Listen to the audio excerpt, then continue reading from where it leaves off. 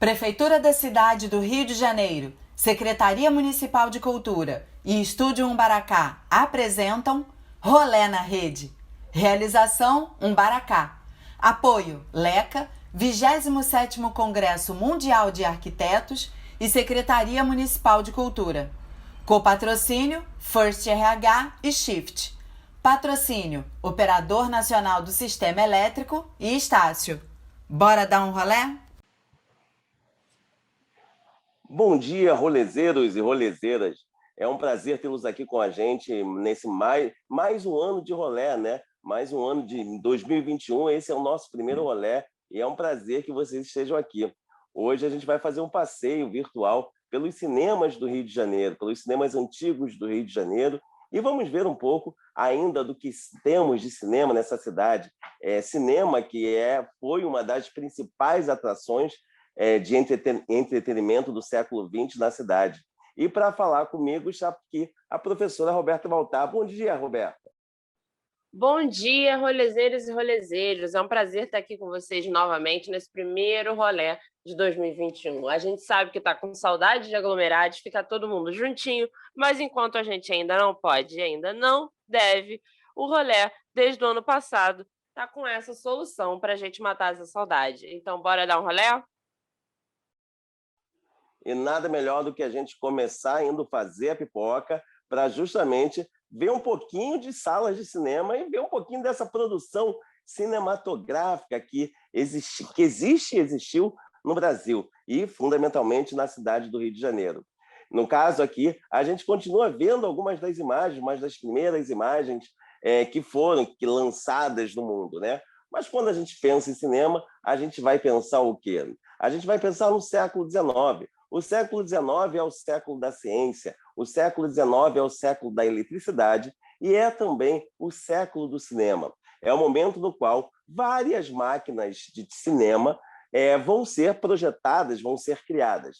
Mas a que mais ficou conhecida e a mais importante até hoje foi o cinematógrafo. Cinematógrafo desenvolvido pelos irmãos Lumière. Os irmãos Lumière na França, então, num determinado momento, esses aí são os cartazes chamando as pessoas para ir no Grand Café, que era o subsolo de um café em Paris, uma coisa relativamente pequena, para assistir imagens e movimentos. E, ora, eles gravaram, então, um pequeno filmete, e foi esse filmete, e, de repente, quando as pessoas estavam na sala assistindo a essa gravação, elas saem correndo, achando que o trem fosse romper a tela de cinema e matar todas as pessoas. Isso é um pouco para a gente ver como era o olhar das pessoas no século XIX, que não estavam acostumadas com isso. Vocês imaginem uma tela gigantesca e um trem chegando. A gente pode hoje parecer uma bobagem, mas, na verdade, naquele momento, era alguma coisa grandiosa, era alguma coisa que chamava muita atenção.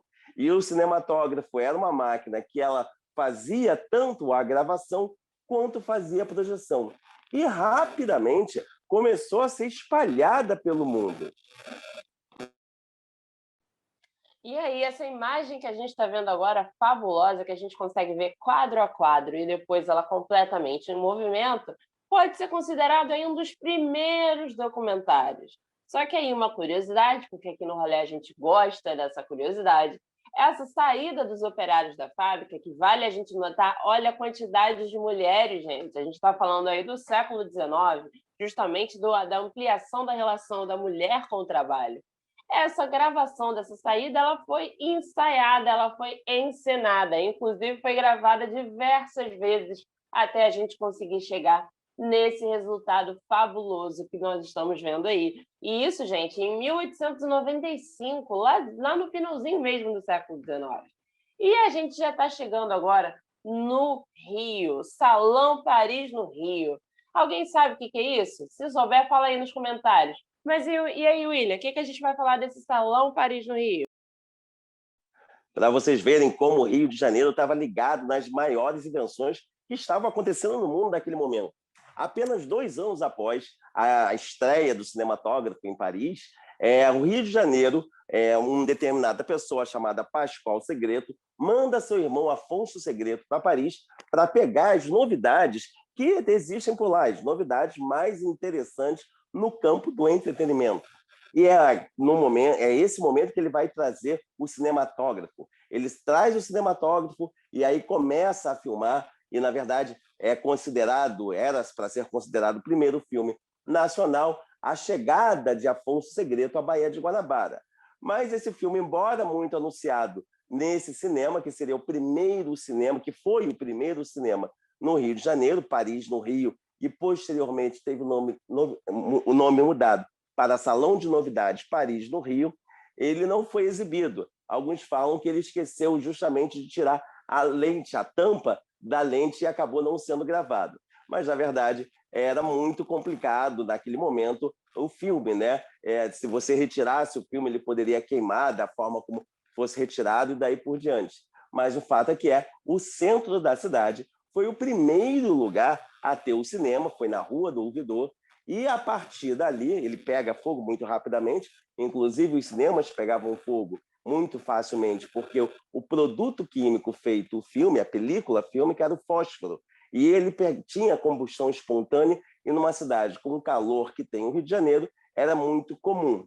E a partir de então, a partir da Rua do Ouvidor, os cinemas vão se espalhar. Esse aí é o Pascoal Segreto, no caso, né? Ele chega no Rio de Janeiro em 1883 e morre em 1920, mas ele era considerado aí o pai das diversões, porque ele tinha tanto negócios com teatro, cinema, mas também negócios ilícitos com o jogo do bicho, com apostas e daí por diante. E aí todo mundo já deve estar ansioso para a gente chegar na Cinelândia. Mas o que é isso que a gente está vendo? Por que a gente está na Praça Tiradentes? Porque na Praça Tiradentes é onde se concentrava esse setor de entretenimento do Rio de Janeiro, não é mesmo? E aí, com a empresa Pascoal Segreto, né, ele e seus irmãos, a gente está vendo agora o Afonso, que foi o primeiro cinematografista do Brasil, que ele foi enviado a Paris, né, justamente para aprender lá com os irmãos Lumière. E essa concentração do entretenimento ela acontecia na Praça Tiradentes. A gente vai começar a ver a grande relação dos cinemas com o teatro, né? Se a gente der no passeio de hoje, a gente vai perceber o seguinte: a grande parte dos cinemas que vamos ver, eles são cine-teatros, né? Então, nessa localidade da Praça Tiradentes, onde se encontravam os primeiros grandes teatros do Brasil, né, que foram adquiridos posteriormente justamente pelo Pascoal Segreto e pela sua empresa, eles vão se instalar essas novas salas de cinema que são justamente posteriores àquela salinha menor lá do Salão de Novidades Paris, no Rio. Então, a Praça Tiradentes ela vai concentrar todo um ramo de entretenimento. A gente viu roda gigante, a gente vai ter até um Moulin Rouge na Praça Tiradentes, não é isso, William? É curioso, nós vimos algumas imagens históricas da Praça Tiradentes, e a Praça Tiradentes, no início da colonização, era chamado Campo dos Ciganos, porque lá ficavam os ciganos, uma parcela que os portugueses não viam bem, eram excluídos pelos portugueses. Posteriormente, se chamou Campo do Rocio, depois Praça da Constituição, e com a República passa a ser chamada de Praça Tiradentes. O mais interessante disso é que quando a gente fala de cinemas, a gente fala também de todo o entorno que congrega aí restaurantes, bares, porque as pessoas vão ao cinema ou ao teatro, mas posteriormente elas vão comer alguma coisa, beber aquele chopp ou beber aquela refrigerante nessas casas também que não deixam de ser casas de entretenimento, né? Nesses parques de Pascoal Segreto, que tinha ali, esse é o edifício Pascoal Segreto, que fica em cima do Teatro Carlos Gomes, e à frente, esse edifício ainda existe, né? À frente era aquele parque onde vocês viram, que hoje é um prédio, era aquele parque onde vocês viram a roda gigante, etc. e tal. Então, nesses parques tinha de tudo, gente. Tinha show de halterofilismo, luta livre de mulheres, tinha bar, tinha carrossel e tinha também ali um pequeno cinema. Os cinemas eles começaram passando as chamadas vistas animadas. Mas, no caso, a gente está vendo Carlos Gomes, esse belo teatro, um belo representante da arquitetura Art Deco, inclusive, no Rio de Janeiro. E quando a gente olha, a gente já pensa até assim, caramba, eles já pensaram em derrubar esse teatro. E, de fato, na década de 80, pensou-se em derrubar esse teatro. Na verdade, na década de 80, ele serviu como um cinema. Ele serviu inicialmente, como a Roberta falou, né? Servia como cine-teatro, depois passou a ser só teatro, depois passou a ser cinema, e hoje, depois de tanto tempo, tantas lutas, ele é um teatro, um dos principais teatros da cidade do Rio de Janeiro. Mas é essa Praça Tiradentes, é o entorno da Praça Tiradentes que vai ser efetivamente onde nós vamos ter alguns dos principais cinemas da cidade num primeiro momento. E dois que vão rivalizar muito. Quais são esses cinemas, afinal de contas? A grande rivalidade dos cinemas, ele vai acontecer entre os cinemas, né, Ideal e o Cinema Íris, o cinematógrafo soberano, que a gente já vai chegar nele já já. Mas antes eu queria só comentar que alguém deixou nos comentários: Praça da Constituição é mais bonita do que Praça Tiradentes? Alguém sabe por que era Praça da Constituição, gente? Se souber, vai comentando aí, tanto no Facebook quanto no Zoom. Essa Praça da Constituição é por causa da estátua que nós temos lá. Quem é que está na estátua? Dom Pedro I. E o que ele está segurando? Justamente a Constituição de 24, né, de 1824. Mas voltando para o cinema, gente, a gente vai começar a visualizar justamente todo esse setor de entretenimento que a gente tem ali na Praça Tiradentes, e a gente vai começar a avançar um pouquinho ali para a Rua da Carioca, justamente para falar dos cines Ideal e Cine Íris, né?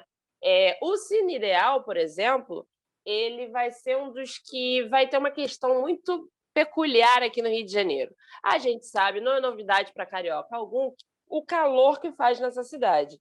Então, vamos pensar aí, antes do ar-condicionado, como é que acontecia esse sistema de ventilação. Tinha toda uma questão tecnológica que eu nem vou saber explicar aqui, mas que o Cinema Ideal ele tem uma claraboia que se abria, né? E essa claraboia que se abria, ela servia tanto para ventilação quanto para uma coisa bastante especial. A gente tinha sessões noturnas, né, que a gente abria essa claraboia e poderia se assistir filme sob a luz das estrelas. Consegue imaginar isso, William? E aí você imagina, né? Assistir filmes à noite com o céu estrelado e com a lua cheia. Olha que maravilha. Tal como estamos agora com a lua cheia. Mas as imagens que nós estamos vendo aí da claraboia, que a Roberta está falando. E esse cinema tem uma coisa muito peculiar. O prédio desse cinema ainda existe na Rua da Carioca, embora o interior dele seja parcialmente descaracterizado, mas o exterior ainda mantém-se ali de pé, justamente porque é tombado. Uma peculiaridade desse cinema é justamente essa cadeira. A gente vai perguntar, uau, por que tem uma cadeira toda cheia de correntes? Na verdade, depois que Rui Barbosa morreu, ele que ia muito a esse cinema, o cinematógrafo Ideal, eles lacraram essa cadeira como sendo, ninguém podia sentar, como sendo somente dele. Ainda existe algum resquício, algumas dessas cadeiras lá dentro no cinema. No caso ali, como a gente viu, esses prédios, eram 4 prédios, né, 4 fachadas, que hoje diminuiu, mas ainda mantém a característica. E aí a gente começa a enxergar, a gente começa a ver o Cine Íris. O Cine Íris, eu acho que todo mundo da cidade conhece, porque é o cinema que passa filmes pornográficos, com show de striptease, como a gente está vendo ali, mas o Cinema Íris não começa assim. O cinematógrafo soberano, né, que é como ele começa. O Cine Íris tem uma arquitetura impressionantíssima, né? Ele também, e detalhe, ele é cine-teatro Íris, gente. Mais um cine-teatro. Preste atenção nessa relação, porque a gente vai ver muito isso.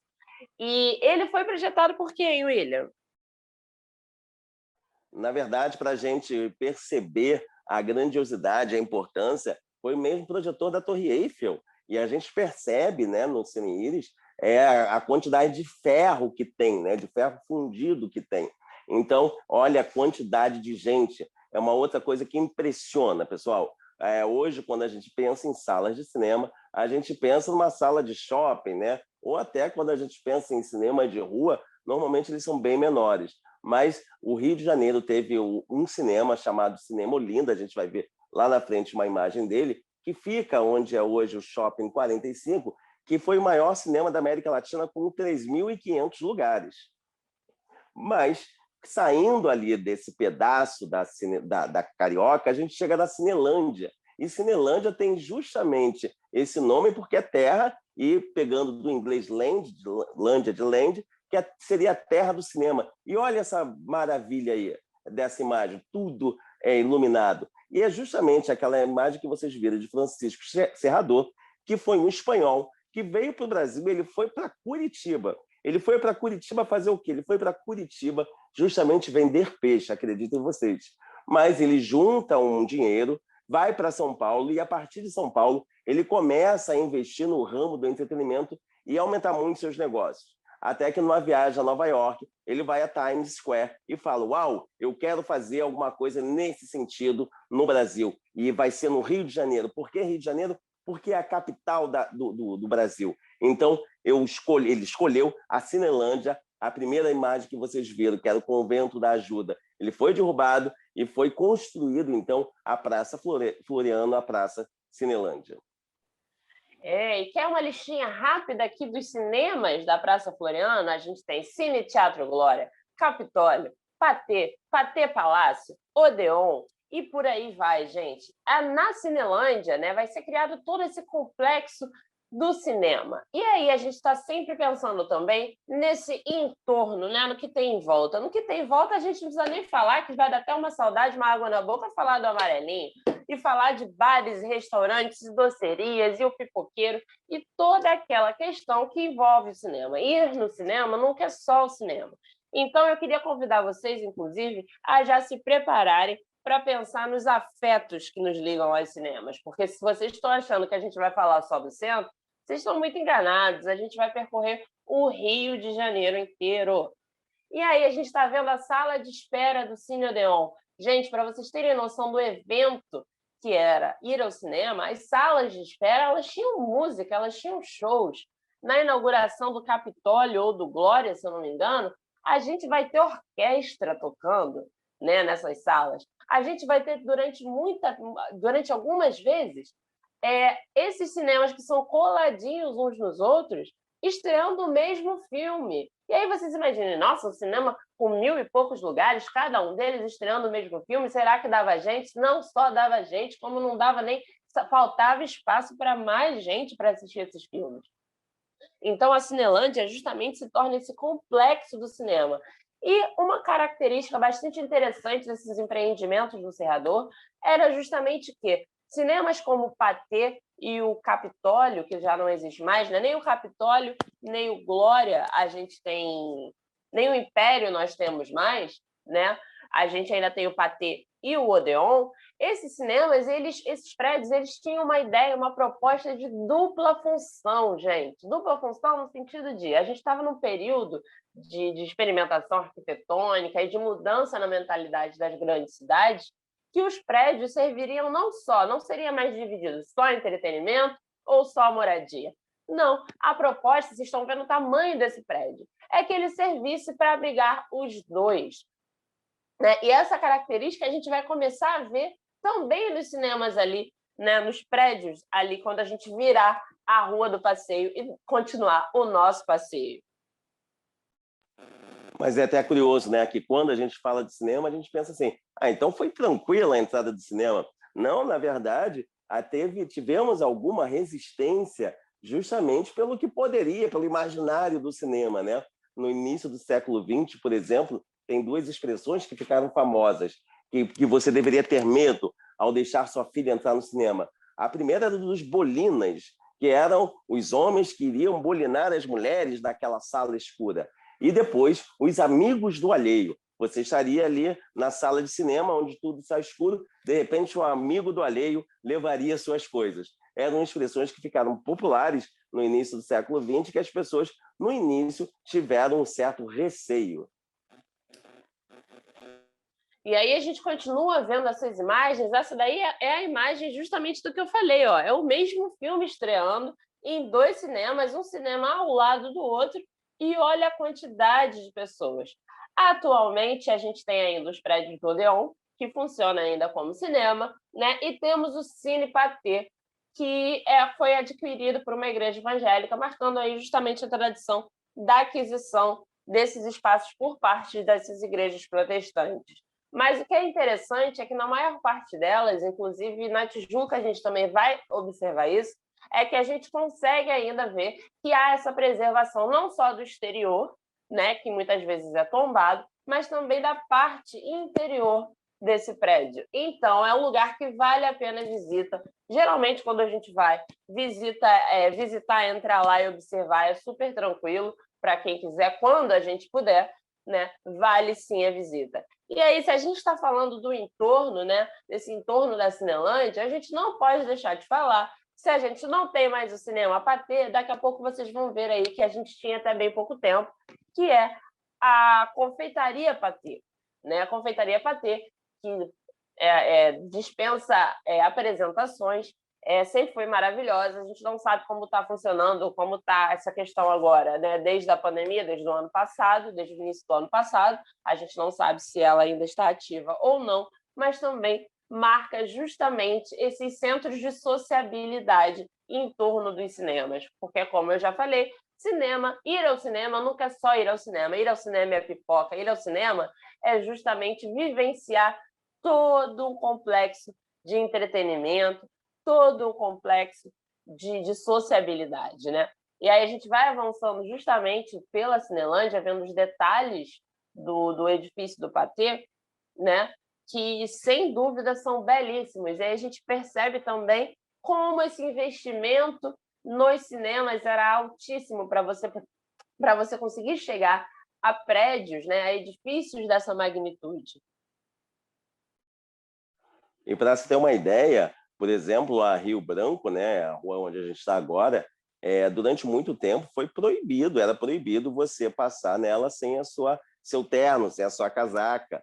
Então, as pessoas vestiam suas melhores roupas, tal como nós vimos várias imagens, né? As pessoas com seus chapéus, as mulheres de vestido. Então, você botava o seu melhor vestido, botava seu melhor terno, sua melhor gravata, seu melhor chapéu para ir ao cinema. Você ia passear ali pela Rio Branco, você efetivamente passeava. Tinha uma expressão, inclusive, no século XX, desculpa, que era "vou fazer a avenida". Fazer a avenida era justamente você caminhar pela Rio Branco, então a Avenida Central, vendo a Confeitaria Patê, vendo os cinemas, vendo os prédios que haviam sido construídos, vendo o Palácio Monro, que foi demolido apenas na década de 70. Então, eram obras de arte, efetivamente, que nós tínhamos ali. E esse cinema que a gente está vendo agora, ele é bastante interessante, o Cine Alhambra, né? O Cine Alhambra, ele é um pouquinho posterior, mas lembra que a gente estava comentando justamente dessa ideia de um prédio com mais de uma funcionalidade? O Cine Alhambra, ele era um centro de entretenimento pensado a partir de uma construção lá na Alemanha, de uma tendência alemã também. E, para vocês terem noção, ele foi construído em 50 dias. 50 dias, gente. Foram contratados mais de 500 operários para dar conta dessa obra. E ele foi um dos primeiros, o primeiro a ter escada rolante, tá? No Brasil, se eu não me engano, pelo menos no Rio de Janeiro, com certeza, mas no Brasil. 54 dias. E esse prédio, ele tinha rink de patinação, ele tinha teatro, ele tinha cinema, ele tinha restaurante. Infelizmente, teve algumas problemáticas, ele pegou fogo, teve alguns acidentes envolvendo esse prédio, e posteriormente ele foi demolido, né? Isso acontece porque a questão que o William falou da produção no material que produzia esses filmes, o fósforo, né? E o Alhambra, ele não era só um cinema, era também uma produtora e uma distribuidora. Então, a quantidade desse material que se tinha estocado era imensamente maior do que nos cinemas comuns. Por isso, ele pegou fogo várias vezes, foi demolido e virou o edifício Serrador. Mas quando o Francisco Serrador pensou nessa Broadway brasileira, nessa Times Square brasileira, ele estava falando da Cinelândia, mas dando a voltinha, fazendo a curva ali na Cinelândia, onde é o Odeon, a gente encontra o passeio, né? Então, naquele momento, a gente tinha um Palácio Monro ali em frente e a gente tinha um passeio público. Mas a gente tinha um prédio ali, que é o prédio do Palácio, que era um antigo cassino fluminense. E, na verdade, esse cassino era conhecido e reconhecido ali durante muito tempo como local de entretenimento. Só que ali vão dar também no passeio, esse aí é o famoso palácio. O palácio funcionou até bem pouco tempo, falando de memórias, como a Roberta está dizendo. Eu fui muito ao palácio quando estava na faculdade, por exemplo, que era próximo, coisa e tal, e a gente via muito ali nesse Cine Palácio. Era um cinema gigantesco. Hoje é o Teatro do Riachuelo. A vantagem desses prédios, né? Primeiro, esse prédio tem um estilo único, um estilo mouro, que a gente tem na cidade, que era esse antigo cassino, mas quando a gente entra nesse cinema, que hoje é teatro, as características do cinema se mantêm, as características do prédio se mantêm. Então, ele fechou na década de 90, ficou algum tempo, bastante tempo fechado, e posteriormente ele ressurge aí, já tem algum tempo, como o Teatro Riachuelo, que é um teatro feito especificamente para musicais, né? Mas no passeio, nós tínhamos do lado, por exemplo, um outro belo cinema, onde é o chamado Prédio da Mesbla, né? Que é onde hoje é uma loja, uma outra loja aí de artigo de variedades.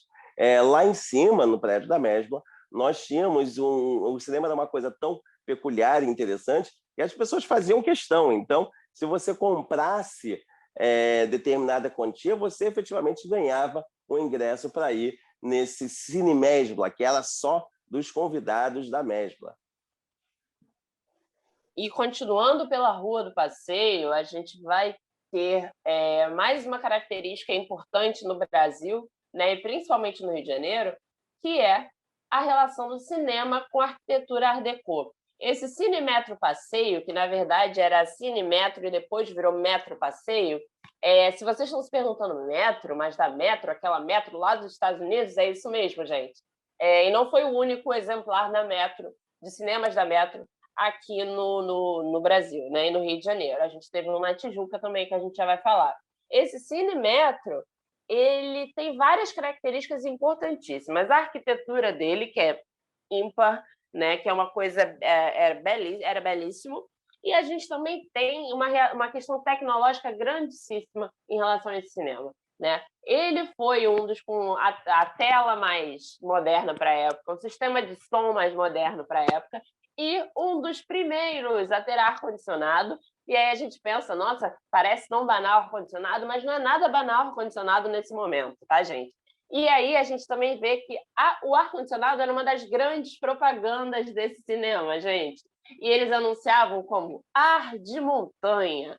Então você, nesse calor do Rio de Janeiro, conseguia justamente dar esse passeio, né? Dar um passeio pela cidade, passar pela Cinelândia e curtir um ar de montanha em pleno centro da cidade. E continuando nessa questão, esse cinema metro ele só vai deixar de existir como metro, né? Porque existe uma questão de mudança na legislação dos Estados Unidos. Os cinemas, as distribuidoras, elas passam a exercer somente a função de distribuidoras de cinemas, né? Elas não podem mais ter cinemas próprios. E esse do Rio de Janeiro ele vai ser um dos que mais vai durar, né? Por causa de questões de brigas judiciais. E esse Cine Teatro Plaza é um belíssimo exemplo da arquitetura Art Deco e a sua relação com os cinemas, como a gente está vendo aqui. O Rio, inclusive, é a capital mundial do Art Deco, para a gente ter uma noção. No centro, a gente encontra vários exemplares. E esse exemplar é belíssimo, né? Ele fica já no finalzinho da Rua do Passeio e ele ficou abandonado durante muito tempo, o Cine Teatro Plaza. E ele foi restaurado, já tem bastante tempo, e atualmente vale a pena quando a gente já puder transitar na rua tranquilamente, passar e observar essa fachada, porque ela é realmente belíssima. É um belíssimo exemplar da Art Deco na cidade do Rio de Janeiro. E o mais interessante é que a gente andando pela cidade, a gente vê prédios que a gente nem imagina que um dia veio a ser cinema, que um dia foi cinema, ou locais que a gente sequer pensa assim, pô, será que isso foi cinema? Um deles, por exemplo, esse é menos, mas que ele é muito característico de cinema, o Cine Vitória, o antigo Cine Vitória, que fica na Senador Dantas. Até bem pouco tempo atrás, a gente passava lá e via essa bela imagem, inclusive, que era da Livraria Cultura, e a Livraria Cultura ele fez toda uma reforma no qual você manteve lá atrás, dá para vocês verem, que é um painel feito de bronze. No início aqui, o local onde você comprava os ingressos, infelizmente, ele durante anos ficou vazio, né? A gente pode ver ali que servia para estacionamento. A Livraria Cultura fez essa reforma, mas entrou em falência e já está há algum tempo fechado. Então, a gente percebe que no centro da cidade, e a gente ainda está no entorno justamente da Cinelândia, né? Isso é uma rua atrás justamente da Cinelândia. Ou seja, era efetivamente o que a gente que o sonhador serrador um dia pensou, né? Na Broadway brasileira, na Times Square brasileira. Era efetivamente uma coisa de louco você chegar lá e encontrar tudo iluminado. E, como eu estava falando, algumas das localidades que a gente passa, a gente nem imagina que teve cinema, que um dia passou cinema por ali. Esse cinema, por exemplo, fica ao lado do Teatro Dulcina, que a gente vai falar já já. A gente não vai perder essa oportunidade de falar dos cinemas que viraram cinemas de filmes pornográficos, o porquê e o quando isso aconteceu. E a gente vai justamente avançando nesses outros cinemas, né, da Rio Branco e do entorno da Cinelândia, que justamente na Rio Branco a gente tinha bastante cinemas antes da construção da Cinelândia, e agora a gente está aí na atual Sala Cecília Meirelles, gente? Também já foi um cinema. Esse cinema colonial, ele foi criado justamente no momento em que essa localidade era o local que se tinha os hotéis para receber principalmente políticos influentes da época. Então, nada mais justo do que essa localidade ter o seu próprio cinema, seu próprio representante dessa onda do cinema, né? E a Sala Cecília Meirelles já é um nome bastante atual, mas os hotéis ficavam nessa região aí, até mais ou menos a região do Catete, né? Lembrando aí que no Catete a gente tem o Palácio do Catete, né? O centro da governabilidade, né? Dos momentos em que a cidade do Rio de Janeiro foi capital do país. Então, é mais um exemplar, mais um lugar que a gente passa por essa cidade e nem desconfia, na maioria das vezes, não desconfia, sequer faz ideia de que também já foi um cinema. Mas aí a gente se pergunta, né? O que as pessoas iam assistir nos cinemas? O que as pessoas iam ver nas salas cinematográficas? Grande parte dos filmes que a gente ia ver eram filmes estrangeiros, que vinham de Nova York, da Europa. Inicialmente, nós tínhamos as vistas animadas, que eram justamente essa ideia, né, de vistas de coisas que a gente tinha efetivamente, por exemplo, o trem ou o exército passando por lá. Outro tipo de cinema que passou a existir na cidade também foram esses cinemas, como a gente viu, o cinema de Santa Teresa, o Cine Santa Teresa.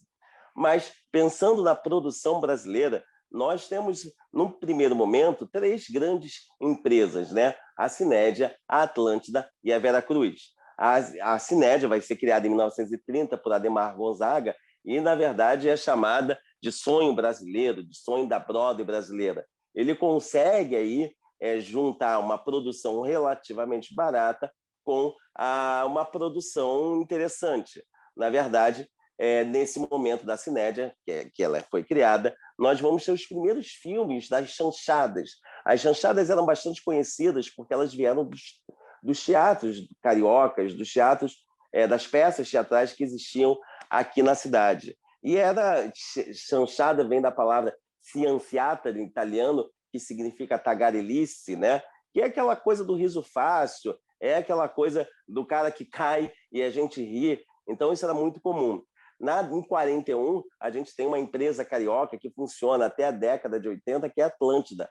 E a Atlântida ela dura bastante tempo, ela leva muito tempo com muitos filmes, e ela vai efetivamente incorporar a questão das chanchadas, né? A Cinédia deixa de existir num determinado momento, então a Atlântida surge aí com esse papel. E aí a gente vai ter... A Cinédia trouxe muita coisa interessante para a gente, tá? A Cinédia trouxe diretoras como Gilda Abreu, que dirigiu o Ébrio, ela trouxe Vicente Celestino.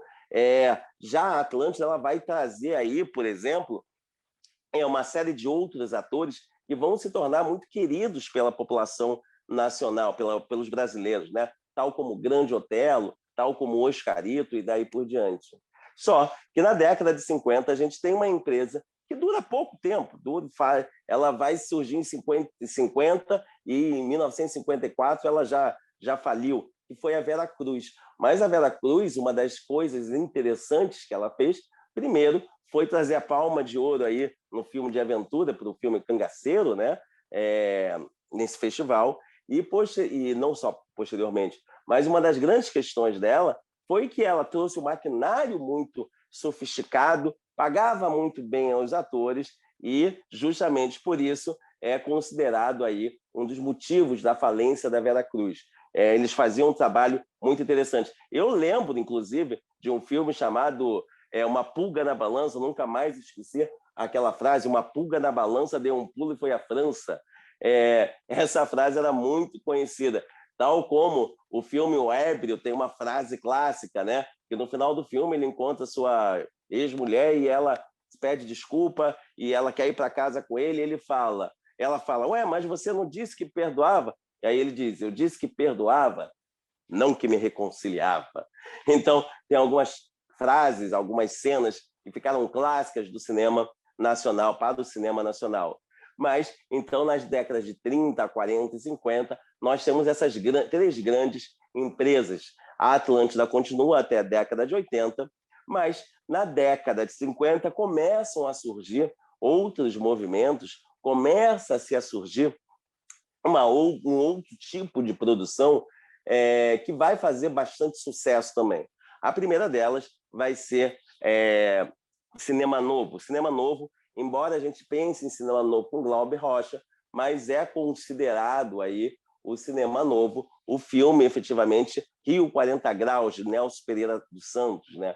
Nelson Pereira dos Santos faz esse filme, e uma das características desse filme é justamente que ele pega as cenas típicas da chanchada, que é mostrar o Rio de Janeiro belo, mostrar o Rio de Janeiro lindo, logo no início do filme, né? Então, é uma imagem aérea mostrando praia, mostrando Maracanã, mostrando esse Rio de Janeiro belo.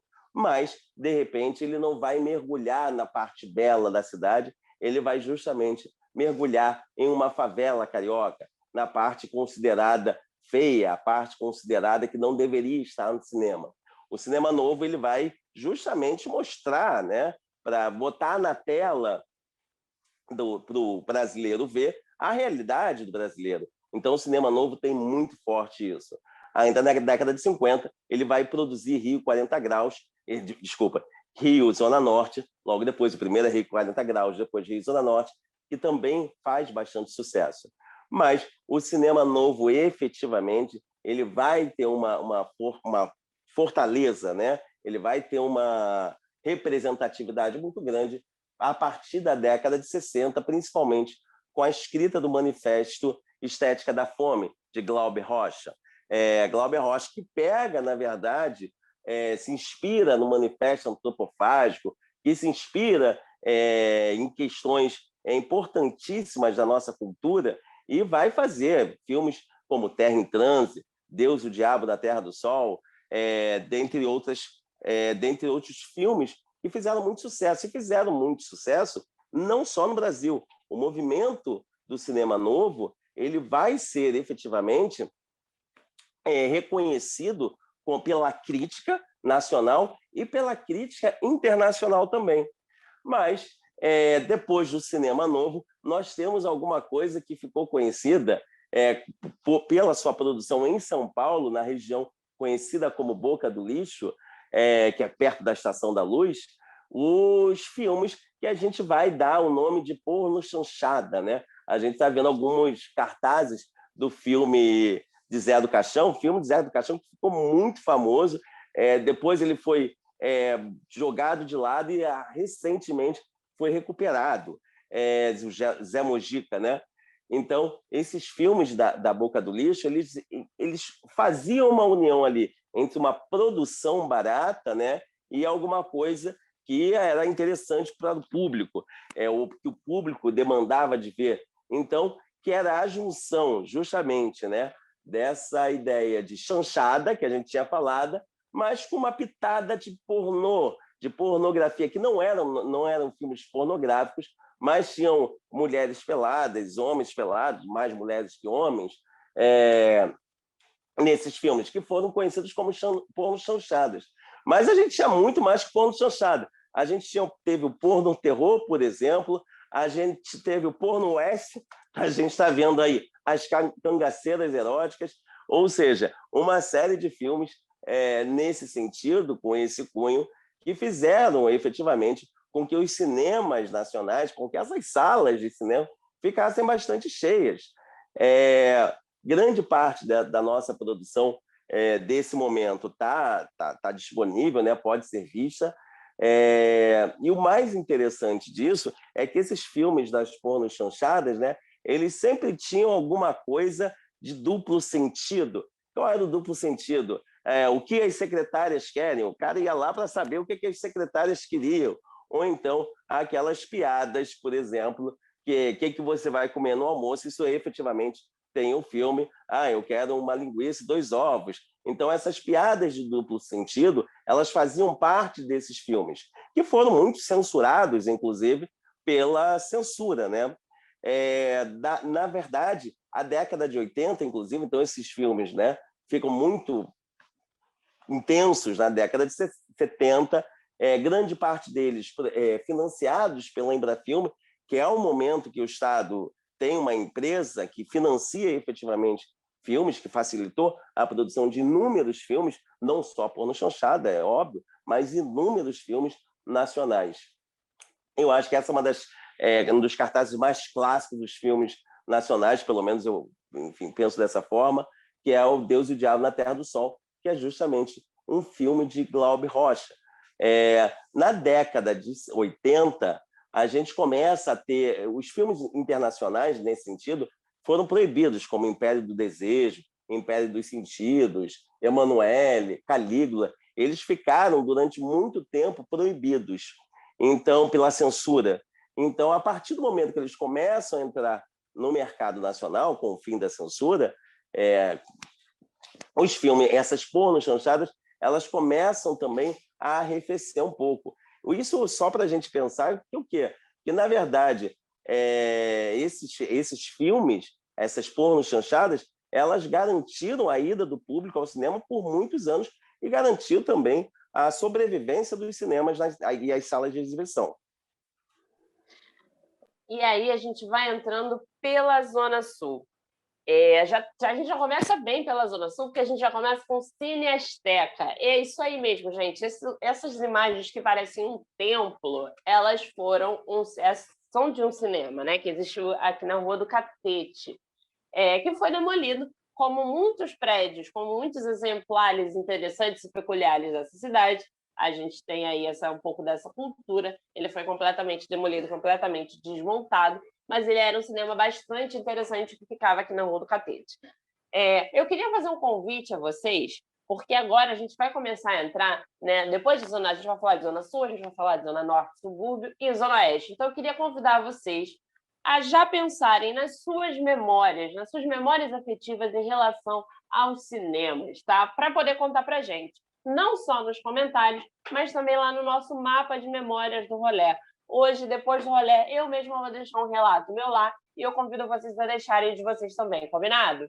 Então, a gente está vendo aí o Cinema São Luís do Largo do Machado, que é um exemplar que ainda existe, é um exemplar super charmoso na cidade do Rio de Janeiro. E essa foto icônica dos Lanterninhas. Lembra quando o William estava falando dos amigos do Alheio e do Bolina? Então a profissão de lanterninha ela era extremamente essencial para garantir a segurança dentro das salas de cinema. Essas salas de cinema, né, que eram escuras e muitas vezes tidas como perigosas, justamente por causa desses maus elementos.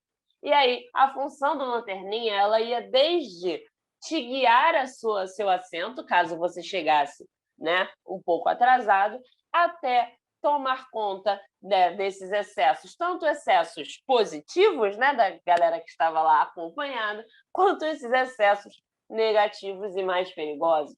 E aí a gente continua vendo essa lógica que nos é talvez até um pouco estranha da quantidade de assentos em uma única sala de projeção, né? É algo que a gente não vê atualmente, que a gente inclusive tem dificuldade de imaginar.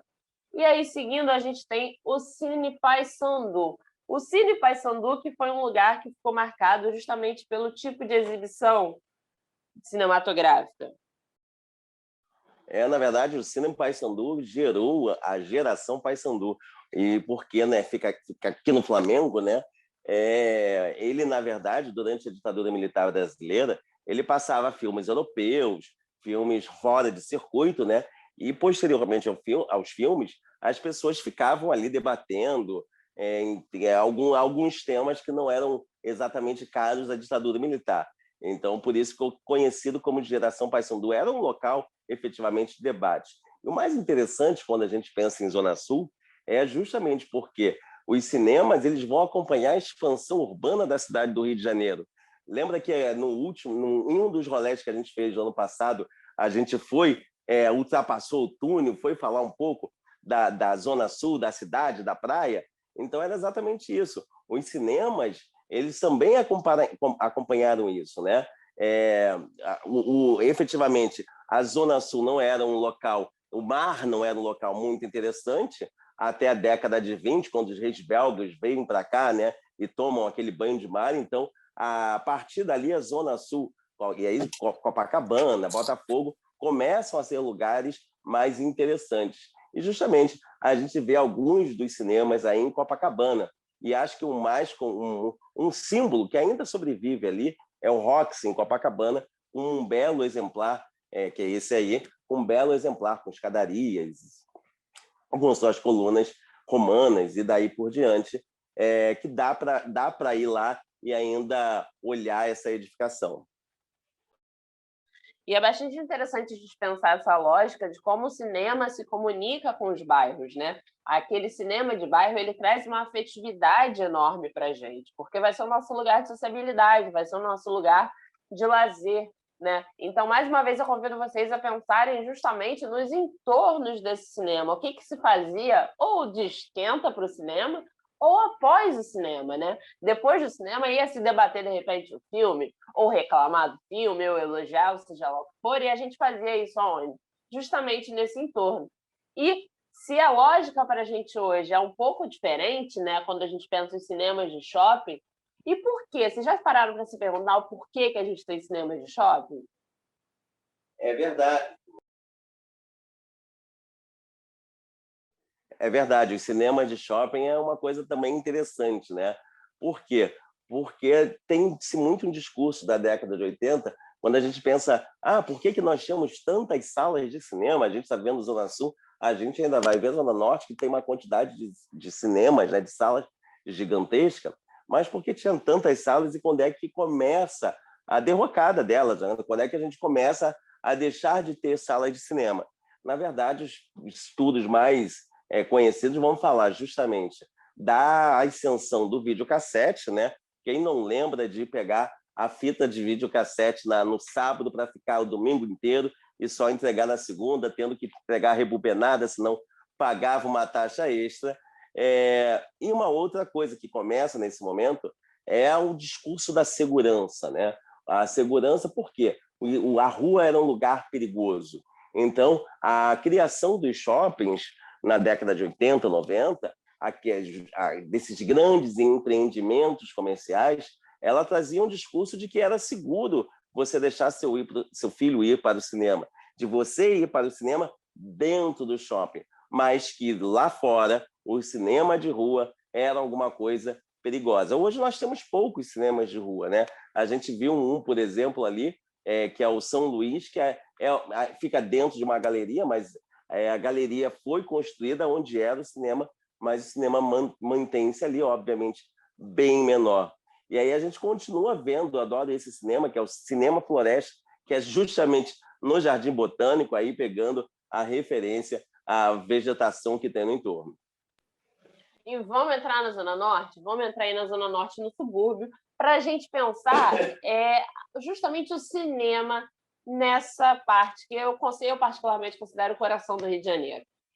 Quando a gente pensa no conceito, né, de zona norte ou subúrbio, a gente está pensando em duas questões. Primeiro, a nossa fonte principal, que é o livro da Alice Gonzaga, Palácios e Poeiras, no qual ela faz toda essa catalogação dos cinemas do Rio de Janeiro, desde o século XIX até mais ou menos ali a década de 80. Então, a Alice Gonzaga trabalha com essa separação entre zona norte e subúrbio. Mas para a gente aqui, né, na nossa conversa aqui, o que é subúrbio? Subúrbio é considerado subúrbio tudo o que passa pela linha do trem, né? Então, Rio de Janeiro, privilegiado como ele é, a gente tem aí dois grandes segmentos desse subúrbio: os subúrbios da Central e os subúrbios da Leopoldina. E quem acompanha o rolê sabe do que eu estou falando. Quem não acompanhou tem a oportunidade de acompanhar, porque a gente falou sobre os subúrbios da Leopoldina, né? Então, a gente está pensando aí, mais uma vez eu vou convidar vocês a compartilharem com a gente. A gente quer saber quais são as memórias que vocês têm dos cinemas das suas localidades. E quando a gente fala de cinema, e se falar de cinema de Zona Norte, um outro ponto de concentração de cinemas no Rio de Janeiro é a Tijuca. Falando de mapa de memórias, né? Eu lembro bastante bem que quando eu ia para Tijuca, eu achava que era o lugar que eu queria morar, porque era entrar na Conde de Bonfim, a gente já sentia o cheiro da pipoca, porque o pipoqueiro ficava ali do lado de fora, né? Não era aquela pipoca como hoje a gente tem, mas o pipoqueiro ficava ali do lado de fora, então tinha um cheiro de pipoca, tinha cheiro de cinema a Tijuca. E ali na Conde de Bonfim nós tínhamos inúmeros cinemas. Um deles é dessa imagem que nós estamos vendo agora, que é o Carioca, que hoje é uma igreja evangélica, mas que mantém essa estrutura, né? Então, quando a gente entra ainda nesse cinema, a gente vê a entrada com mármore Carrara, a gente vê a escadaria com friso dourado, lá dentro umas cadeiras bastante confortáveis e gigantesco. Esse espaço era um gigantesco espaço de cinema, muito concorrido. E para vocês terem uma ideia, você tem o Carioca de um lado e aonde hoje a gente tem essa drogaria era outro cinema, que era o Cine América. Eram dois grandes cinemas. Eu lembro, inclusive, que a saída não era pela frente, a saída era pela lateral, que as pessoas acabavam o filme, saíam pela lateral e o novo público, né, do próximo horário já estava entrando. Tem algumas coisas engraçadas que a gente esquece, né? Por exemplo, durante muito tempo você podia assistir um filme ou entrar na metade do filme e você pagava o ingresso e podia ficar lá o dia todo assistindo o mesmo filme 10 vezes. Então, esse é o método que a Roberta falou que tinha ali no passeio, e esse é o método Tijuca, que também ficava na Conde de Bonfim.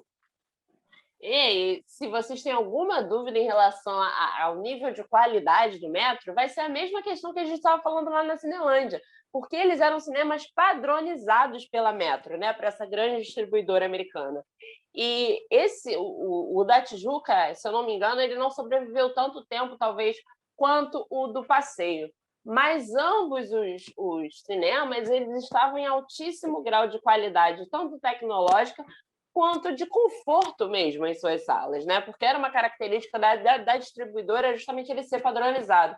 E aí o que eu não cheguei a falar muito bem quando a gente estava lá no passeio é que os Estados Unidos, no auge da explosão do seu cinema, né, que a gente chama hoje de Hollywood antigo, Hollywood clássico, muda a sua legislação e proíbe justamente essas distribuidoras de terem salas de cinema, né? Então, com essa proibição, a gente vê a retirada desses cinemas não só no Brasil, mas em outros países também. E não só da Metro, a gente tinha da Universal, a gente tinha de várias outras distribuidoras. A gente acabou de ver ali a imagem do Olinda, que inicialmente eu falei, foi considerado um dos maiores cinemas da América Latina, com 3.500 lugares. Para quem conhece a Praça Sans Penha, conhece ali o Shopping 45, fica bem de cara ali para a Praça Sans Penha, né? Para vocês verem o tamanho desse cinema. E da Praça Sans Penha igualmente, né? A gente pensa na Tijuca como um todo, porque foram criados bares, locais de diversão, no qual as pessoas saíam dos cinemas, iam comer alguma coisa, iam comer uma pizza, tomar um chopp, tomar um refrigerante, e justamente por isso se cria todo o entorno referente ao cinema, se cria todo o entorno referente a essa exploração comercial que é o cinema. Quando a gente pensa em cinema, a gente está falando, sim, de produção, a gente está falando de uma coisa interessante, mas a gente está falando também de economia e da dinâmica de sociabilidade de uma cidade. E aí a gente chega no Meia. E o Meyer é aquele outro ponto, né? Eu que sou querida da Zona Oeste, o Meyer já era o que se aproximava para a gente, quando eu era criança, da Zona Sul, praticamente, né? Pela distância. Então, no Meyer também vai ser um outro polo de cinemas na cidade do Rio de Janeiro, né? E a gente não pode deixar de falar do Imperator. O que foi a geração Imperator, William? Do Meia eu lembro bem, toda a minha infância foi nessa região, inclusive do Meia eu lembro bem, nós tínhamos o Cinema para Todos, o Bruno Meia, como nós víamos, nós tínhamos o Arte Meia, e fora outros, né? Na verdade, no Engenho de Dentro, onde hoje é a CM, por exemplo, ali na Praça Pumbaí, para quem conhece, o pessoal do Engenho de Dentro, era um cinema também, mas a geração Imperato era muito interessante, né? Porque ali na década de 70 as pessoas iam com as suas lambretas, paravam em frente e iam para o Imperator. O Imperator, durante muito tempo, foi um cinema, depois ele fecha, vira uma casa de show, fecha novamente. Hoje, na verdade, ele é um centro cultural que tem tanto cinema quanto uma casa de espetáculo, como uma casa de exibição de obras de arte, que virou um lugar, acabou sendo interessante. Mas isso dá para a gente ter uma ideia de um cinema que vira hoje uma série de possibilidades de entretenimento diferenciados no mesmo espaço. E a gente vai descendo né, vai seguindo pelo subúrbio, e aí a gente já está mais na área do subúrbio da Leopoldina, né? Agora a gente deu um pulinho para Bangu, mas pensando aí nessa lógica do subúrbio, né, a gente tem bastante cinemas no subúrbio, né? Engana-se quem pensa que os grandes cinemas, ou que a lógica de ir ao cinema, ela estava só para o centro ou pela Tijuca. Não, a gente vai ter grandes cinemas aí também, a gente vai ter a mesma lógica de botar a melhor roupa e ir ao cinema, botar o melhor figurino e ir passar uma tarde, ou de repente um sábado à noite, no cinema. Né? Aí a gente está vendo o Cinema Fluminense, que hoje atualmente é a emissora SBT, ali bem pertinho da Feira de São Cristóvão. E a gente continua, né? O subúrbio ele é um local foi muito privilegiado também pelos cinemas. Quando a gente viu um mapinha logo no início aí dessa região, a gente viu a quantidade de cinemas que a gente tem. E é efetivamente uma coisa gigantesca. Os cinemas era o local onde, olha ali o pipoqueiro que eu falei, era o local onde as pessoas acabavam se divertindo, onde você tinha alguma segurança de ir, onde você podia passar a tarde, e era um investimento barato, era uma diversão barata. Inicialmente, para vocês terem uma ideia, o cinema o ingresso para o cinema era comparado ao preço de uma Coca-Cola. Então tinha-se essa ideia, por isso que existia tanta gente que ia para o cinema. Hoje a gente sabe que o preço do cinema ficou muito elevado. É fato também que a gente tem outras formas aí de assistir as produções cinematográficas, seja quer dizer, DVD não existe mais quase, mas seja por streaming, seja por outras formas, mas a gente ainda tem a possibilidade, óbvio, né, de assistir. Mas os cinemas, embora ainda persistam, embora ainda fortes, né, porque sejam em shoppings, sejam em galerias, sejam nessas pequenas iniciativas que a gente tem, eles ainda se mantêm, e ainda se mantêm como um afeto muito grande. Todo mundo, toda vez que se fala de cinema, alguém tem uma boa lembrança de cinema. E Madureira, gente, Madureira tinha cinema, viu? Madureira não é só Jongo da Serrinha, Madureira não é só o Império e a Portela. Não, Madureira tem cinema pra caramba.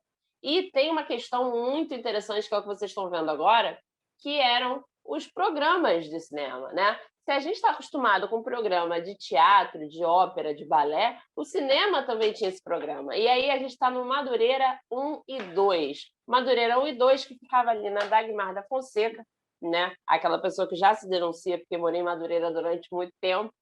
Ele virou uma galeria. E aí, mais uma vez, a gente percebe essa lógica, gente. Os cinemas eram gigantescos também na Zona Norte, também no subúrbio.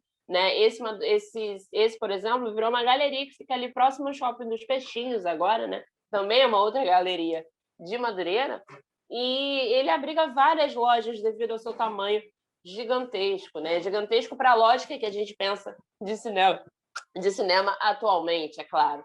Né? Antes disso, ele chegou a ser ocupado por uma igreja, mas também não vingou enquanto igreja e acabou virando fechado durante muito tempo e virou justamente essa galeria. Outros lugares de Madureira que a gente tinha cinema também era ali no Tem Tudo, né? Lembram do auge do Tem Tudo? Eu era criança e eu acho que eu cheguei naquele cinema, minha mãe frequentava muito aquele cinema porque morava lá.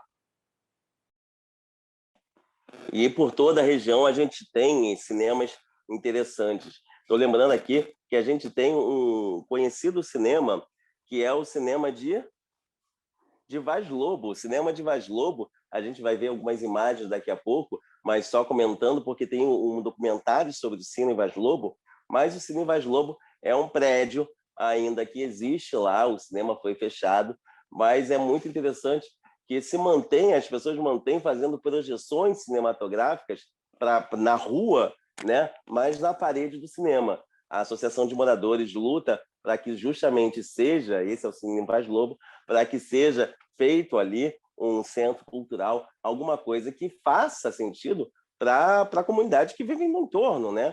E essa é extremamente importante. No Rio de Janeiro tem inúmeros centros culturais, só que nessas regiões, na Zona Norte, no subúrbio, a gente acaba tendo pouquíssimos. E é extremamente importante que a gente tenha também centros culturais, ou se recupere e se mantenha viva a memória dessas localidades. E aí vocês têm uma ideia do Cine Vaz Lobo, o tamanho que ele tinha ali, né, naquele momento, né, na década de 40, para vocês terem uma ideia. Ele foi inaugurado em 1941, um estilo Art Deco, um estilo muito interessante, que, como a Roberta falou, né, marca bem uma característica do Rio de Janeiro, o Art Deco. O Rio de Janeiro é a capital mundial do Art Deco, então marca muito bem características do cinema. E outra característica que a gente percebe, uma das características dos cinemas, quando a gente acompanha a linha do trem, é que grande parte deles estão efetivamente muito próximos à linha do trem, né? Então, bairros como Madureira, que você ia no Beija-Flor, ou no Madureira 1 ou 2, você saía de uma região muito próxima, pegava o trem, e depois, para você voltar, era realmente fácil. E aí a gente chega na Zona Oeste. Eu gosto muito de falar da Zona Oeste, porque eu fui criada na Zona Oeste, em Sepetiba. E a Zona Oeste ela vai ter uma característica um pouquinho diferente quando a gente pensa cinema. Primeiro, Zona Oeste, a gente viu no mapinha ali, que parece, né, que não tem pouco cinema. Não, a Zona Oeste é uma área relativamente grande da cidade, né, e que teve uma ocupação já tardia, né? Foi um dos últimos locais a serem ocupados de fato. Eu lembro que quando minha mãe, eu lembro não, né? Minha avó conta quando minha mãe era criança, Sepetiba, por exemplo, não tinha a ocupação que tem hoje em dia, né? Então era um local muito de veraneio, era um local para se passear, né? E não para fixar residência. Então, com essa ocupação tardia, também os sistemas de entretenimento vão chegar lá de forma, né, no momento posterior, né? Então, e pelas distâncias entre um bairro e outro, nem todo bairro vai ter aquele seu cinema próprio. Então, as relações com a população, né, da população com esses cinemas, ela vai ser um pouquinho diferente. Então, o cinema de Santa Cruz, por exemplo, que fechou já tem muito tempo, já tem bastante tempo que a gente não tem nenhum cinema em Santa Cruz, e sim só em Campo Grande, ele vai estar carregado do quê? Vai estar carregado daquela viagemzinha que você vai fazer, que você vai sair desses outros bairros da Zona Oeste para ir até lá. Então, o cinema de bairro ele não vai ser só do próprio bairro, ele não vai ter aquela afetividade só com as pessoas do próprio bairro. Não, ele vai ter afetividade, vai estar conectado com os bairros do seu entorno. Então, embora a gente tenha cinema em Bangu, a galera de Bangu também iria no cinema de Campo Grande, né? O pessoal sai de Sepetiba, Santa Cruz, e vai para Campo Grande, justamente para assistir seus filmes. Então, a Zona Oeste vai ter essa relação que é um pouquinho diferente das outras áreas da cidade, né? Justamente devido ao deslocamento da forma que isso acontecia. Então, a gente chega até Realengo, por exemplo, né? A gente passa Bangu, Realengo, a gente passa por Campo Grande, são todos esses esquemas que vão compor a memória afetiva de quem, assim como eu, foi criado na Zona Oeste.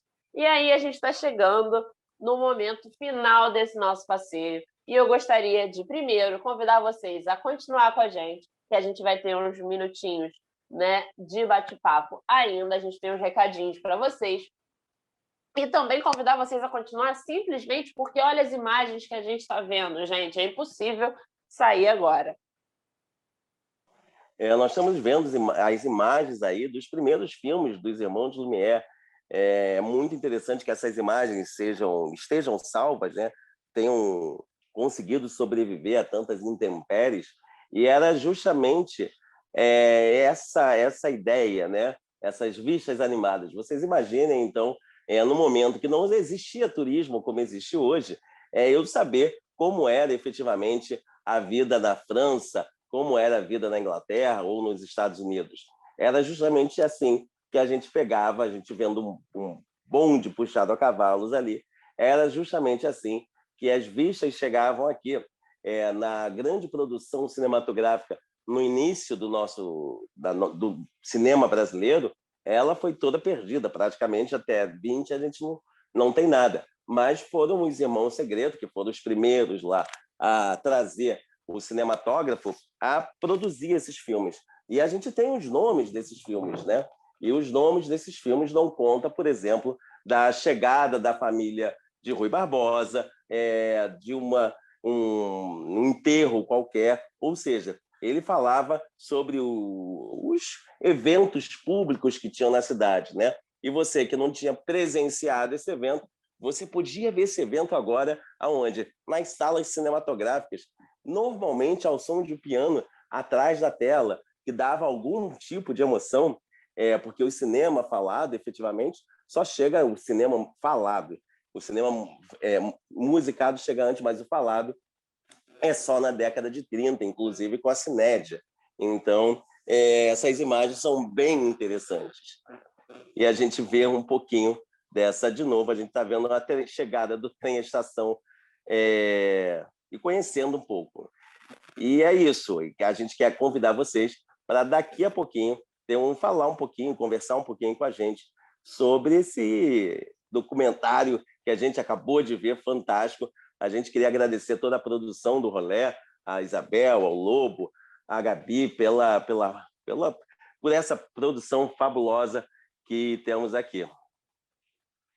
E eu queria agradecer também a presença de todos vocês com a gente nessa manhã de domingo. A gente está morrendo de saudade, né, do contato, né, de estar junto. Mas enquanto a gente não pode, segue com a gente. A gente tem muito rolê ainda esse ano. Esse ano o rolê cresceu, né? A gente conseguiu trazer vários passeios. Então, esse é só o primeiro de muitos, gente.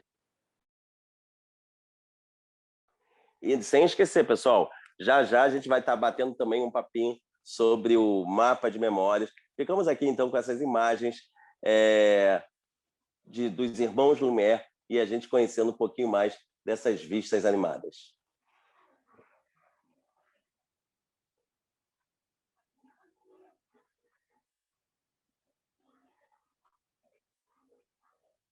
E, pessoal, a gente espera por perguntas, hein? Já vai elaborando aí aquela dúvida que você ficou sobre determinada questão, aquela questãozinha que você ficou sobre o seu cinema de bairro, aquela perguntinha que você tem, você guarda para a gente, pode fazer para a gente que a gente vai estar respondendo, nós responderemos aqui já com vocês.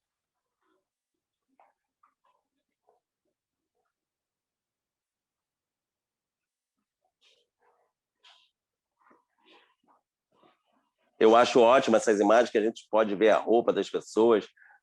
Para o historiador, isso aí é um prato cheio, né? A roupa, a forma como andam, a forma como estão, aonde estão.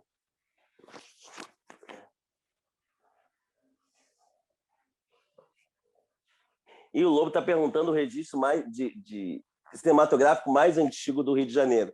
E aproveitando, Lobo, até onde eu lembro, se bem que eu acho que... Oi? Já eu te respondo, Lobo.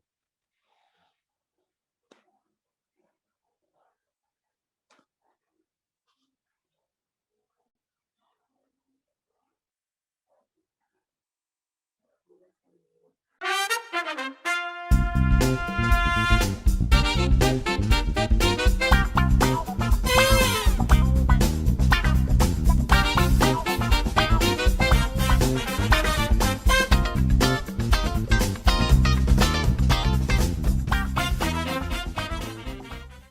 a gente tem comentários aqui. A Bia está falando que amou. Obrigada, Bia. A Zeneide está falando obrigada do Amazonas, de Manaus, mas no Rio de Janeiro. Sempre passei férias aí. Ah, a gente também adora Manaus, Zeneide. Eu adoro Manaus, inclusive. Tem alguns grandes amigos que moram em Manaus, engraçado. Esse Manaus sempre da minha vida. O Lobo estava perguntando sobre o registro.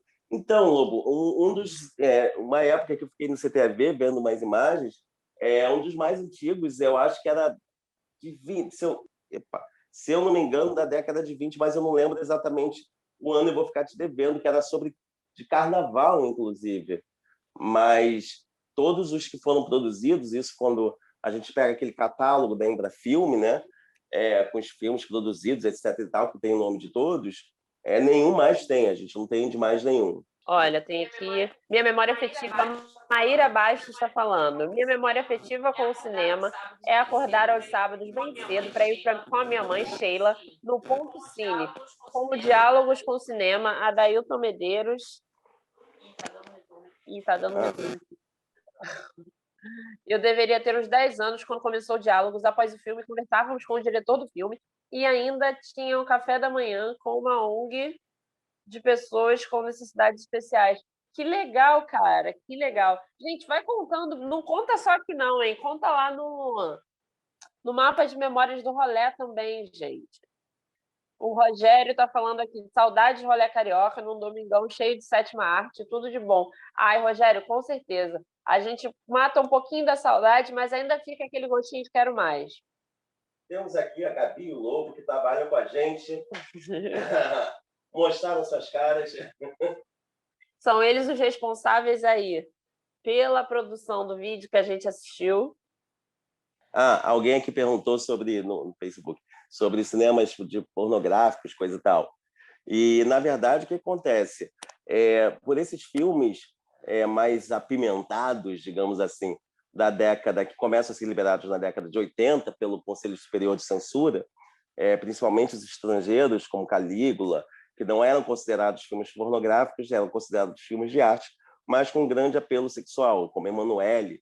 Emanuele, eu não estou falando daquela série da Bandeirantes, não. Estou falando o filme lá, original, francês, da onde tem uma ideia de experimentação muito grande. Então, eles começam a criar uma coisa que seriam salas especiais. E essas salas especiais seriam só para passar esses filmes. Acaba não indo muito à frente, mas o que acontece posteriormente é que com a derrocada do cinema, com a pouca ida, né, de um grande público a essas salas de exibição, eu lembro, por exemplo, que indo ao Palácio, por exemplo, que era uma sala só inicialmente, depois foi dividida em duas, mas ainda eram duas salas muito grandes. Nunca, ou raramente, os cinemas estavam cheios. Eu acho que só havia aquele cinema cheio numa mostra do Animamundi, que o Animamundi também levava muita gente, coisa e tal, mas eu acho que só me lembro de ter visto cheio, efetivamente, nesse momento. Mas o que acontece é que essas salas elas começam a pegar filmes pornográficos e passar a ser exibidos, e passam a ser pontos de encontro, efetivamente, tanto de homens e mulheres, quanto de homossexuais, que acho que um dos cinemas, o Rex, né, era conhecido, inclusive, na cidade, como um dos pontos de encontro homossexual na cidade, que as pessoas iam se encontrar, iam namorar, enfim, e daí por diante. E a gente ainda existe alguns, né? O Íris é um que se mantém. O Orly, não sei se ainda está aberto, eu acho que fechou, enfim. Mas mesmo esses, muitos desses fecharam, e agora com a pandemia, né? Foi uma derrocada foi difícil. O Íris ainda continua aberto, ainda se mantém aberto. E mantém com a mesma família ainda do fundador. E o Cine Iris, inclusive, assim como o Cine Ideal, para quem é da minha geração, né, já teve a oportunidade de levar algum tombo naquela escada do Cine Ideal, é, ele funcionou como uma boate durante muito tempo, uma boate gay, que era bem, bem legal, né? Depois a boate deixou de fazer sucesso, até porque abriram outras casas da mesma lógica ali na Tiradentes. Mas o Iris, ele também tinha uma festa que acontecia ali, uma festa mais undergroundzinha para a galera do rock, né? Meio gótica e tal, que foi a oportunidade que o William e eu tivemos de conhecer lá dentro, porque é fantástico, assim, é fantástico. Ver a arquitetura lá de perto é muito legal. Aquelas escadas todas também parecem um labirinto, porque você, ainda mais na festa que fica, como tem escadaria de ambos os lados, a gente sobe de um lado, né, e desce pelo outro, justamente para dar uma organizada no fluxo de pessoas. E aí você consegue ter noção do espaço como um todo, é belíssimo. O Odeon também, falaram aqui nos comentários, o Cine Odeon, ele tinha uma virada, né, uma maratona no Odeon antigamente. Eu cheguei algumas vezes, era muito interessante. Você comprava o ingresso, tinham 3 filmes, você começava tipo 10 da noite e ia até de manhã e te servia café da manhã. Era muito, muito, muito interessante. Porque aí no intervalo dos filmes tinha festa, era super cult bacaninha e tal. Porque geralmente eram filmes. Não eram filmes tão popzinhos assim, né? Mas era muito interessante quando tinha essa madrugada no Odeon. É mais interessante falar de cinema e a gente recuperar esses cinemas antigos é que a gente efetivamente o cinema continua muito forte, né? Por mais que a gente tenha novas possibilidades de filme, por mais que a gente tenha nova, possa ver em casa, possa baixar o filme daí por diante, ou ter Netflix da vida, mas a gente continua indo aos cinemas. Os cinemas continuam sendo um local de entretenimento muito interessante, né? É que, na verdade, ficou muito caro ir ao cinema. Como eu falei para vocês, se antigamente era comparado ao preço de um refrigerante, você ir ao cinema, hoje é muito mais que um refrigerante, né? Então, ficou caro e aí vira uma dificuldade a mais de você ir ao cinema. Uma das coisas que passou, a gente acabou não falando, era uma tentativa que teve agora na pandemia, foi a volta dos drive-ins, né? Drive-in é aquele terreno que você tinha que você entrava de carro e você assistia o filme. Então você tinha um fone, você assistia o filme. Mas efetivamente ficou muito caro hoje. Você tentou fazer justamente por conta da pandemia, que as pessoas iriam nos seus carros, coisa e tal, mas ficou muito caro e acabou não indo à frente. A Zineide falou aqui que ficou elitizado por conta do preço. E aí mesmo para a galera que tem condições de pagar também não ficou tão interessante assim, porque o valor ficou bem alto. Eu não sei quem me falou, mas era, sei lá, R$ 180 por aí. Se o cinema como ele já tá com preço bastante elevado, né? E olha que atualmente pelo menos a gente tem 3D. Eu não sei a opinião de vocês, mas eu não consigo assistir filme 3D muito bem não. Mas já li que nem todo mundo consegue, inclusive. Mas ele já é mais elevado justamente porque a gente tem o IMAX, tem essas questões tecnológicas envolvidas aí. Mas o drive-in realmente ele ficou com um valor muito absurdo e também tinha questão de espaço, né? Onde na cidade efetivamente você tem espaço para fazer essa projeção. E aí onde você tem esse espaço, o aluguel do espaço é caríssimo. E aí mais o aluguel do equipamento também é caríssimo. Então tudo ficou caríssimo. Alguém aqui falou da sala, de uma sala de cinema que se tinha no edifício central, é verdade. Eu também não lembro o nome da sala de cinema que a gente tinha lá, mas a gente tinha sim. E é fato, não tem como a gente falar aqui de todas as salas cinematográficas, né? Muita coisa. É muito cinema que a gente tinha. Só quando vocês olham o mapa, por exemplo, vocês veem ali uma quantidade gigantesca de cinemas, né? Vocês podem depois dar uma olhada nesse vídeo depois, dar o pause, coisa e tal, mas é muito grande. Então a gente pega as mais referenciadas, né? O edifício central é uma construção posterior, né? A Avenida Central, por exemplo, ela acaba a sua construção em 1912, se eu não me engano. Então, depois muda o gabarito da cidade, e tanto é que não podia prédio grande, né? Depois muda o gabarito da cidade, não tinha elevador naquela época, depois que se cria o elevador, nós construímos esses outros grandes edifícios. E aí vários deles, tipo o Edifício Central, vai ter cinema sim. E aí você falou do Gordo e o Magro, eu lembrei de Chaplin. O Vitória, que a gente falou, ele foi inaugurado com o filme de Chaplin.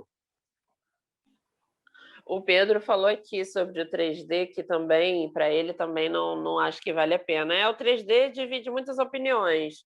Eu acho que talvez por isso que as TVs com 3D não fizeram tanto sucesso assim, porque é uma coisa que, embora as pessoas consumam, ainda é considerado dispensável. Eu, particularmente, fico com raiva de 3D porque eu tenho que botar um óculos em cima do óculos. Então, assim, é bem complicado para mim, efetivamente. É um sofrimento que todo mundo que usa óculos realmente passa por ele, porque de lente de contato dá um pouquinho de dor de cabeça, né? Ou talvez tenha uma questão que a gente já não é tão mais jovem assim. O jovem, não sei como é que o jovem lida com 3D, mas... E, gente, quem é que lembra o primeiro filme que viu no cinema? Alguém lembra do primeiro filme que assistiu no cinema? Ah, gente, eu falei aqui de produção, esqueci de falar uma coisa que não pode faltar, senão depois vão brigar comigo. Os Trapalhões, né? Por incrível que pareça, eu falei Porno Chanchado, falei uma porção de produção, mas os Trapalhões, eles foram efetivamente responsáveis por grandes bilheterias do cinema nacional. Duvidável o gosto, mas foi responsável por grandes bilheterias. A gente viu uma imagem ali, que é os Cangaceiros Trapalhões, eu acho, que tinha o filme, né, dos Trapalhões.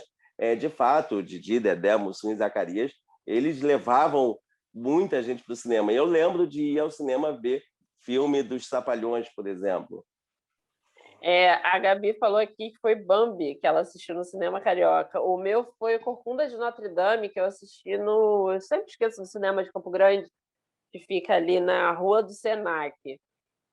Foi Corcunda de Notre Dame naquele bom tempo que a gente podia assistir ainda cinema, ficar o dia inteiro. Eu lembro que minha avó, coitada, ela quase não conseguiu me levar para casa naquele dia, porque eu não queria sair de lá. Mas os Trapalhões, se a gente está falando aí para vocês irem para o mapa de memórias, né? Lembrança dos Trapalhões do filme, assistir no cinema eu não tenho. Mas eu tenho uma história que meu avô contava, que ele era amigo de bar do Mussum, e Mussum me pegou no colo numa dessas idas ao bar com o meu avô. Aqui em São Paulo, onde moro atualmente, tem muitos cinemas e salas ótimas. Amo o Cine Belas Artes na Consolação e o Espaço Itaú de Cinema na Freicaneca, disse a Zeneide. Que legal, cara. Aí, nessa região de São Paulo, ela é realmente privilegiada para artes e entretenimento. Tem Cine Joia, tem vários outros aí também, né? Eu ia falar, eu também, é verdade. Toda vez que eu vou a São Paulo, eu fico naquela região, sempre tem aquele cinema da Consolação. Ainda está aberto, né? E são cinemas grandes, né, Zineide? Se eu não me engano, até onde eu me lembro, são cinemas grandes. Sim, a Vera Cruz era em São Paulo. Na verdade, a Vera Cruz ela foi a grande retomada de São Paulo para o cinema. Porque, na verdade, na década de 20, a gente tem uma coisa chamada ciclos regionais. Porque a produção era somente em Rio de Janeiro. Aí, nesses ciclos regionais, a gente pega alguma, que aí tem o ciclo do Sul, tem o ciclo de Manaus, tem o ciclo... O mais importante acaba sendo de Cataguases, porque tira ali Humberto Mauro, né? Humberto Mauro vai ser uma das principais expoentes da cinematografia nacional. Ele vai ser presidente do Instituto Nacional de Cinema Educativo durante anos, e depois ele vai ser recuperado, inclusive, pelo movimento Cinema Novista. Mas, justamente, né? Então, tem esses ciclos regionais. Em 40, é criada Atlântida, Rio de Janeiro fica muito em voga. E, na década de 50, Veracruz é a volta de São Paulo à produção cinematográfica, porque as produções são belíssimamente construídas. Gente, uma coisa. A gente teve votação no Rolê, tá? Para saber qual seria nosso próximo circuito, e o que ganhou foi Praças do Rio, tá? Então eu quero todo mundo no dia 25 de abril aqui com a gente novamente, pelo Zoom, pelo Facebook e eu acho que pelo YouTube, mas pelo Zoom e pelo Facebook com certeza. O YouTube eu acho que vocês estão publicando depois, não é isso, gente? Confirma para mim, por favor. Isso. Exatamente. O nosso passeio ele entra no YouTube um pouquinho depois que a gente faz o download, upload, vários sistemas. E então, gente, acho que a galera vai ficar animada para esse passeio de praças, hein, Roberta? Com certeza, gente. Praça tem tudo a ver com a nossa memória afetiva com as localidades e dá para contar muita história só a partir das praças e largos. Inclusive, a gente vai aprender a diferença entre um e outro. E eu acho que a galera tá muito afim de ir pra rua, né? Porque ninguém quis circuito teatro, que é uma parada mais, né? Que é o quê? Quer ir Uhum. pra praça, mais livre. Assim que é bom. A gente também tá querendo muito isso. Gente, amo o projeto de vocês. Boa sorte, sucesso sempre. Que Obrigada, bom. Zeneide. A gente faz com muito carinho, muito amor. Dá para perceber, graças a Deus. Tem vocês aí, viu? Aqui em São Paulo, eu não tenho um grupo assim tão forte, assim como o de vocês. Tem alguns. Tem aqui um que é quinta-feira, que conta a história do centro de São Paulo. É muito, muito legal. Muito legal. Acho que eu vou mandar o link para ti aí. Tranquilo. Depois você manda pra gente. Coloquei nosso e-mail aí, rolecarioca1@gmail.com. Pessoal, não deixem de ir lá no mapa de memórias, rolecarioca.com.br/mapa/. Deixem seus relatos, suas lembranças. Pode colocar foto, desenho, vídeo, texto. É uma infinidade de formas de se expressar e vamos conversar, vamos falar sobre a cidade, vamos nos conhecer. E é isso, gente. Um grande prazer estar aqui com vocês. Professores, vamos fazer o encerramento. Muito obrigada pela presença de todos. A gente gostaria de agradecer a presença de todos vocês. Esperamos vocês no nosso próximo rolê, dia 25, Praças do Rio, tá? Vem com a gente, porque esse ano tem muito mais rolê ainda. Foi um prazer. Um beijo a todos. Gente, grande prazer estar com vocês mais uma vez. Aguardamos vocês, então, no próximo rolê. E fiquem de olho sempre nas redes do Rolê Carioca, na página do Rolê Carioca, que sempre tem novidades. E a gente aguarda também os relatos de vocês para o mapa de memórias, tá ok? Um grande abraço, um grande beijo a todos.